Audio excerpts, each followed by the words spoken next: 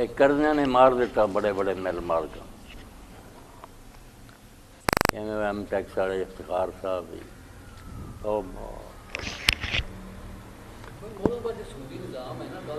یہ جان نہیں چھڑتا، ایک باری قابو آ گیا ہے بس یا تو چکما دے کے نکل جاتے ہیں جی تلاؤ شاہ سیاسی طور پہ وہ کھا پی جاتے ٹکار مار جانا وہ ان میں غلط ٹکار مار جانا دیوالیہ قرار دے کے اپنی بزنس کو تو قرضے بسم اللہ الرحمن الرحیم عن معاذ رضی اللہ تعالی عنہ قال اوصانی رسول اللہ صلی اللہ علیہ وسلم بعشر کلمات۔ حضرت معاذ رضی اللہ تعالی عنہ کہتے ہیں کہ حضور نبی کریم صلی اللہ علیہ وسلم نے مجھے 10 باتوں کی تاکید کے ساتھ حکم دیا، ہدایت کی کہ ان پر عمل پیرا ہوں۔ فرمایا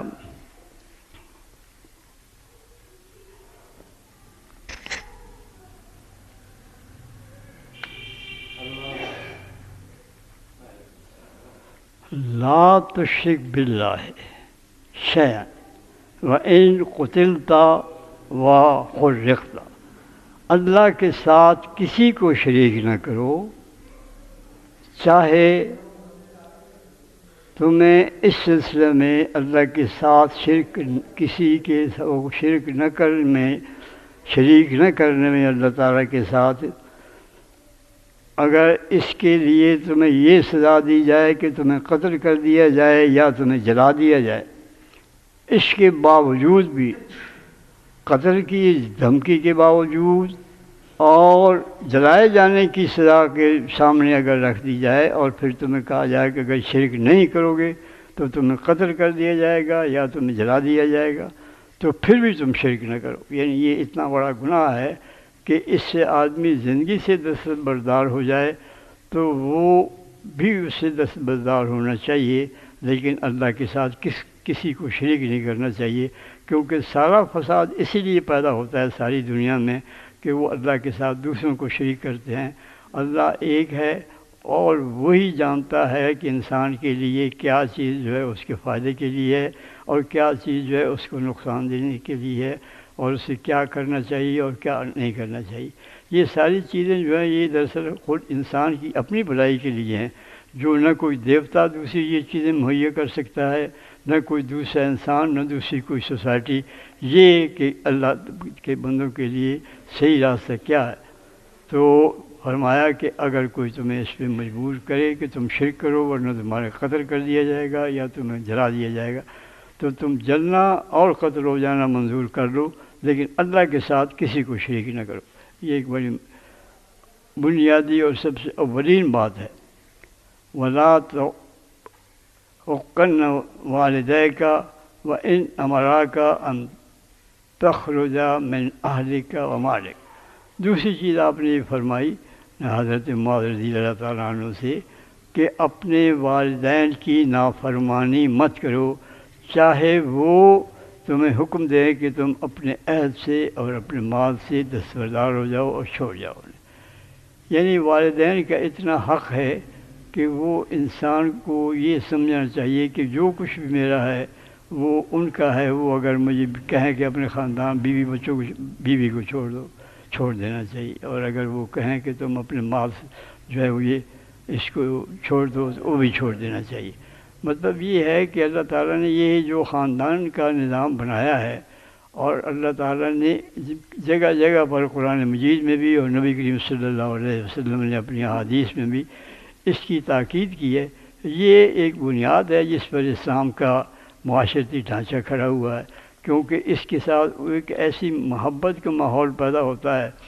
اور ایک ایسی ہم آہنگی کا ماحول پیدا ہوتا ہے کہ جس سے سوسائٹی کے اندر شرافت کو رواج ملتا ہے، ادب کو رواج ملتا ہے، تہذیب کو رواج ملتا ہے، اور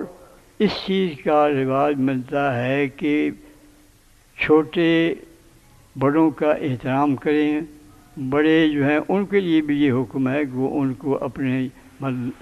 جو چھوٹوں کا محبت نہ کرے وہ ہم میں سے نہیں۔ تو دوسری بات جو آپ نے فرمائی وہ یہ ہے کہ اپنے والدین کی نافرمانی مت کرو، اور قرآن مجید میں بہت واضح ولا تقل لهما تنہر ولا تقل اف لہما، کہ نہ وہ اگر کچھ نہ تو تم انہیں جھڑکو اور نہ تم انہیں ان کے سامنے اف کرو، وہ جو بات کہیں ان کو مانو، لیکن صرف وہ تمام ساتھ شرط یہی لگا دی ہے بشرطے کہ ان کا حکم جو ہے اللہ تعالیٰ کے کسی حکم کی نافرمانی نہ ہوتی ہے اس سے۔ تیسری چیز آپ نے یہ فرمائی کہ وَلَا تَتْرُكُنَّ صَلَاةً مَكْتُوبَةً مُتَعَمِّدًا فَإِنَّ مَنْ تَرَكَ صَلَاةً مَكْتُوبًا مُتَعَمِّدًا فَقَدْ بَرَئَتْ مِنْهُ ذِمَّةُ اللَّهِ۔ تم نماز با جماعت کو تم نماز فرض نماز کو مت چھوڑو۔ یہ اس قدر تاکید ہے کہ نبی کریم صلی اللہ علیہ وسلم فرماتے ہیں کہ جس نے نماز فرض کو چھوڑا فقط برد میں اللہ تعالیٰ کی اس پر سے کوئی اس کی ذمہ داری یہی نہ ہو، اس کو یہ ہے کہ دنیا کے عذابی سزا سے وہ بچ سکتا ہے، جو کہ ایک مسلمان کے لیے اللہ تعالیٰ نے کیا ہے کہ اس کی کوئی جب وہ فرمان برداری کرے گا تو اس کو کوئی سزا نہیں ہوگی، نہ وہ اللہ تعالیٰ کا جو عذاب آخر میں اس سے وہ بچ سکتا ہے، کیونکہ اس نے ایک ایسا بڑا اللہ تعالیٰ کا حکم کو رد کیا، اس کو نہیں مانا، اس کی خلاف ورزی کی، جس کی پھر وہ بچ نہیں سکتا اس کی غضب سے اور اس کی سزا سے۔ یہ اللہ تعالیٰ اس سے بری ہو جاتا ہے کہ اب کوئی تمہیں بچانے والا نہیں ہے اور میری کوئی حفاظت تمہیں حاصل نہیں ہے، جو بھی اس سلسلے میں تمہیں سزا ہوگی اس کے لیے تم بھگتنا پڑے گا اس کو۔ پھر فرمایا وَلَا تَشْرِبَنَّ خَمْرًا، اور کبھی شراب نہ پیو، فَإِنَّهُ رَأْسُ كُلِّ فَاحِشَةٍ، کیونکہ یہ سب برائیوں کی جو جڑ ہے۔ اب شراب سے اس طرح سے اب دیکھیں نبی کریم صلی اللہ علیہ وسلم ہر ایک بات جو ہے اس کے ساتھ کوئی نہ کوئی اس کی توجہ بھی کرتے جاتے ہیں، جو بہت اہم چیزیں ہیں جو انسان جن کو چھوڑنا نہیں چاہتا ہے تو یہ بھی بتاتا ہے کہ کیوں ان کو نہ چھوڑنا، تشریف بنا ہوا شراب نہ پیو، کیونکہ ساری چیزیں اسی سے پھوٹتی ہیں۔ جب آدمی شراب پیے گا اس کی عقل جو ہے وہ ماری جائے گی، اور اس کے حواس قائم نہیں رہیں گے، پھر وہ سب کچھ کر سکتا ہے، کسی کو قتل بھی کرتا ہے، کسی کو تکلیف بھی دے سکتا ہے، کسی کو مار پٹائی بھی کر سکتا ہے، اور بھی تمام برائیاں جو ہیں ان کا پھر ذرا آدمی کی عقل نہ ہو، اس کے حواس قائم نہ ہو تو پھر وہ کوئی بھی برائی کر سکتا ہے، بڑی سی بڑی برائی، دنگا فساد، زنا، چوری اور قتل، تب سب کچھ کر سکے۔ وَلَا تَشْرِبَنَّ خَمْرًا فَإِنَّهُ رَأْسُ كُلِّ خَطِيئَةٍ۔ پھر فرمایا وَإِيَّاكَ وَالْمَعْصِيَةَ، کہ تم بچو گناہ سے، فَإِنَّ بِالْمَعْصِيَةِ حَلَّ سَخَطُ اللَّهِ، اللہ کی ایک پھر جامع بات فرما دی کہ تم اللہ کی نافرمانی سے بچو، کیونکہ اللہ کی جب نافرمانی اس میں سارے احکام آ گئے جتنے بھی اللہ تعالیٰ کے ہیں اور اللہ کے رسول کے بھی، بلکہ اس میں پھر شامل، کیونکہ نام تو اسی کا ہے نا شریعت، جو اللہ اور اس کے رسول نے احکام دیے یا ان سے منع کیا۔ تو جو اللہ تعالیٰ کی نافرمانی ہے یہ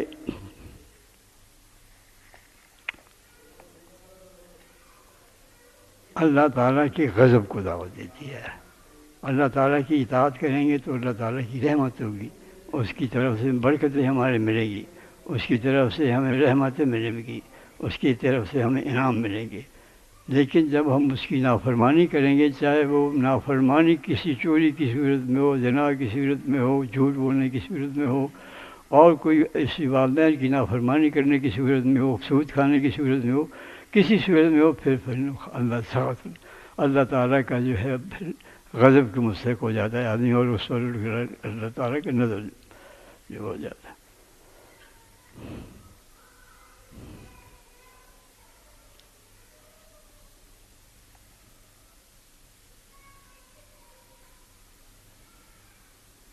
اللہ سخت، پھر فرمایا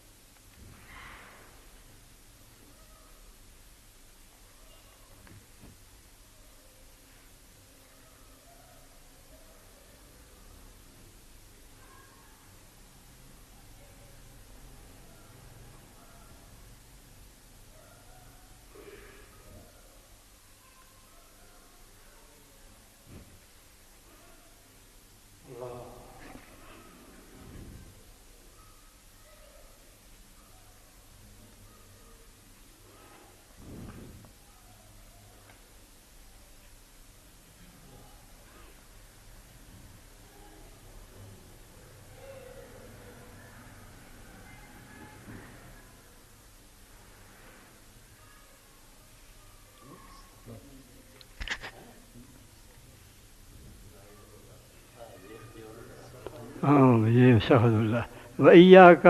وَالْفِرَارَ مِنَ الزَّخْفِ، اور جنگ میں اگر تم شامل ہو، فوج میں شامل ہو، تو پھر وہاں سے بھاگنا نہیں ہے۔ وَإِنْ هَلَكَ النَّاسُ، اور اگرچہ سارے لوگ جو ہیں اس میں راکھ ہو جائیں، مارے جائیں، لیکن تمہیں اپنی جگہ ثابت قدم رہنا چاہیے، کیونکہ جب ایک آدمی بھاگتا ہے تو پھر دوسروں کو بھی بھاگنے کی اس میں ہوتی ہے۔ لیکن اگر سب لوگ یہ سوچیں کہ مجھے بھاگنا نہیں ہے میدان جنگ سے، تو اس وقت پھر وہ فوج کو شکست بھی نہیں ہوتی ہے۔ شکست کی بڑی وجہ یہی ہوتی ہے کہ ہر آدمی اگر اپنی جان کی بچانے کی کوشش کرتا ہے، جب وہ دیکھتا ہے کہ حالات کچھ خراب ہیں، تو پھر وہ کہتا ہے کہ چلو میں اپنی جان تو بچاؤں، اب ہمیں تو کچھ ملتا نہیں ہے۔ لیکن جب اس کے ذہن میں یہ بات آئے کہ میں اپنی جگہ پر ایک پہاڑ کی طرح کھڑا ہوں، میں جس سے کہ جو میرے سپرد ہے کام وہ میں یا جان دے دوں گا اس کے لیے، اور یا پھر یہ ہے کہ میں اپنی کامیابی جو ہے وہ فتح کی صورت میں حاصل کروں گا، تو پھر اس فوج کو کم ہی شکست ہوتی ہے جو اپنی جگہ پر کھڑے رہتے ہیں۔ تو یہ بات جو ہے یہ اب ہمیں آج کے دور میں بھی اسی طرح سے ہے کہ جب آپ پیچھے ہٹتے جائیں گے تو دشمن آگے بڑھتا جائے گا، اور یہی ہو رہا ہے ہمارے ساتھ کہ ہم پیچھے ہٹتے جا رہے ہیں اور دشمن آگے بڑھتا جا رہا ہے۔ ہمارے اوپر بمباریاں ہوتی ہیں، ہمارے اوپر میزائل پھینکے جاتے ہیں، ہمارے تباہ کیے جاتے ہیں ٹھکانے، لیکن یہ ہے کہ ہم اس میں خاموش ہو جاتے ہیں یا ایک رسمی احتجاج کر کے تو رہ جاتے ہیں۔ یہ نہیں، جہاں آپ کھڑے ہیں وہ آپ کی پوسٹ ہے، آپ نے اسی جگہ کھڑے رہنا ہے، اس سے ہٹ کر آپ سب کو دوسروں کو بھی ہلاک کرنے کا موجب ہوتے ہیں۔ اس لیے آپ دیکھیں کہ اگر لوگ مر رہے ہیں تو تم بھی اپنی جگہ کھڑو، تم بچنے کے لیے، اپنی جان بچانے کے لیے اب نہ بھاگو وہاں سے۔ وَإِذَا أَصَابَ النَّاسَ مَوْتٌ وَأَنْتَ فِيهِمْ فَاصْبِرْ، اور جب لوگوں کے اندر کوئی وبا پھیلے اور تم جو ہے وہاں موجود ہو اس جگہ پر، تو پھر وہیں رہو۔ یہ نہیں کہ اب لوگوں کو اگر کوئی وبا ہے، مثلا تعاون ہے، جیسے کہ حضور نبی صلی اللہ علیہ وسلم کے بعد حدیث میں بھی آیا ہے کہ اگر کوئی وبا ہے تو وہاں سے پھر آدمی کو جانا نہیں چاہیے، کیونکہ اس کا مطلب یہ ہے کہ وہ وبا کے جراثیم جو ہے وہ دوسری جگہ بھی پہنچ جائیں گے اور وہ پھیل جائے گی۔ اس لیے اب آج کل جو ہے کہیں ایک ملک سے دوسرے ملک میں کسی نے جانا ہو تو آج بھی یہ قانون ہے، حج والے جو جانتے ہیں وہ حضرات جانتے ہیں کہ وہ پہلے ان کے ٹیکے لگا دیتے ہیں بعض امراض کے، جن کے جراثیم اگر موجود ہوں تو وہ پھر دوسری جگہ بھی وہ اپنا کام کرتے ہیں اور وہ مرض پھیل جاتا ہے۔ تو اس لیے نبی کریم صلی اللہ علیہ وسلم نے اس زمانے میں یہ ٹیکے تو ہوتے نہیں تھے، اس لیے فرمایا کہ پھر تم وہیں رہو، یہ نہ ہو کہ تمہارے کسی اور جگہ جانے سے وہ وبا پھیل جائے۔ پھر فرمایا کہ